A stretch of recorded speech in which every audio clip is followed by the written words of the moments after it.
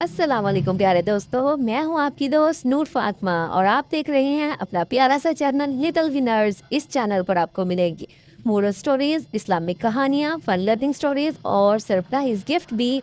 जी हाँ बच्चों, जो बच्चे मेरी वीडियोस को पूरा देखेंगे, कमेंट करेंगे और उसमें पूछे जाने वाले सवाल का जवाब देंगे, उन लकी विनर्स को मिलेगा एक प्यारा सा गिफ्ट हैम्पर। तो जल्दी से चैनल को सब्सक्राइब करो, बेल आइकन दबाओ और बन जाओ मेरी प्यारी सी फैमिली का हिस्सा। तो चलिए अब शुरू करते हैं आज की स्टोरीज। तो रेडी हो बच्चों?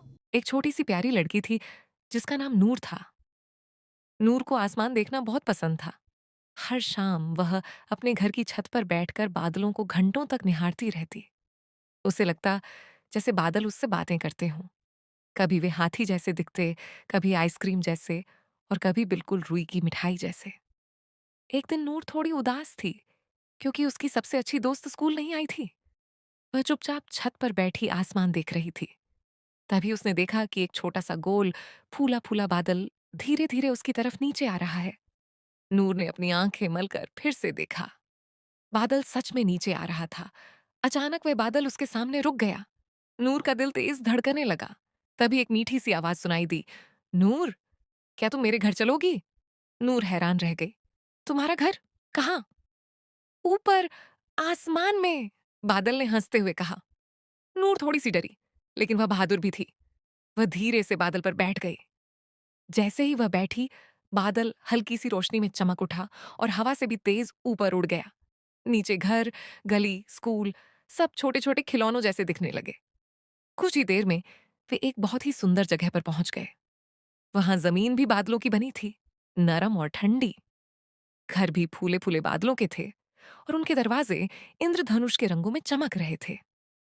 चारों तरफ हल्की सी मीठी खुशबू थी, जैसे बारिश से पहले मिट्टी की खुशबू आती है। छोटे छोटे बादल बच्चे वहां खेल रहे थे। जब वे हंसते तो उनकी हंसी से चमकती हुई छोटी छोटी बूंदें हवा में तैरने लगती। नूर खुशी से घूमते हुए बोली, ये तो बिल्कुल सपनों की दुनिया है। थोड़ी दूर कुछ बड़े बादल मिलकर इंद्रधनुष बना रहे थे। उनके हाथों में रोशनी से बने ब्रश थे। एक बादल ने नूर को भी एक ब्रश दिया। हर इंद्रधनुष में एक एहसास छुपा होता है, उसने कहा। लाल खुशी है, नीला सुकून, हरा उम्मीद। नूर ने मुस्कुराकर एक नया रंग जोड़ दिया। ये दोस्ती का रंग है, उसने कहा। जैसे ही उसने रंग लगाया, इंद्रधनुष और भी ज्यादा चमक उठा। तभी नूर की नजर एक बड़े से धूसर ग्रे बादल पर पड़ी, जो चुपचाप बैठा था। वह बाकी सबसे कम चमक रहा था। नूर उसके पास गई और बोली, तुम उदास क्यों हो?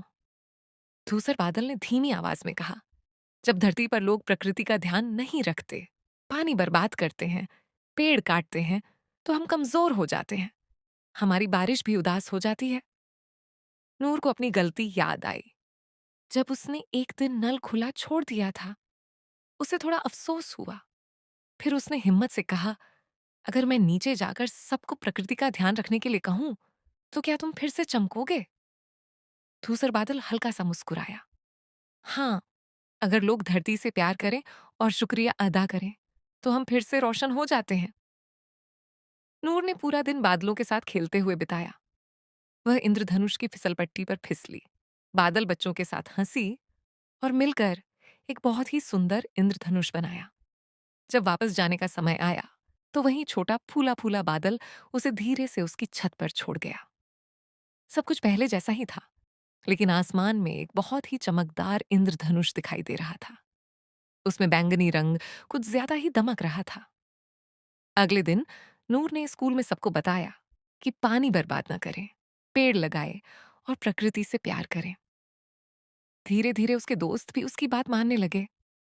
अब जब भी बारिश होती, नूर खिड़की से बाहर देखकर मुस्कुराती। उसे लगता जैसे बादल उसे आंख मारकर कह रहे हों, धन्यवाद दोस्त। अगर तुम्हें भी बादलों के घर जाने का मौका मिले, तो तुम वहां सबसे पहले क्या करोगे? हाँ जी प्यारे बच्चों, आपने कहानी देखी, कैसी लगी आपको? उम्मीद है आपको कहानी बहुत पसंद आई होगी। तो प्यारे बच्चों, आपने इस कहानी से क्या सबक सीखा? मैं आपसे इसी कहानी के मुतालिक एक सवाल पूछूं। सबसे अच्छा और सबसे प्यारा जवाब देने वाले बच्चे को मिलेगा बहुत प्यारा सा गिफ्ट। तो सवाल है ये, बादल ने नूर से क्या कहा? ग्रे बादल ने नूर से क्या कहा?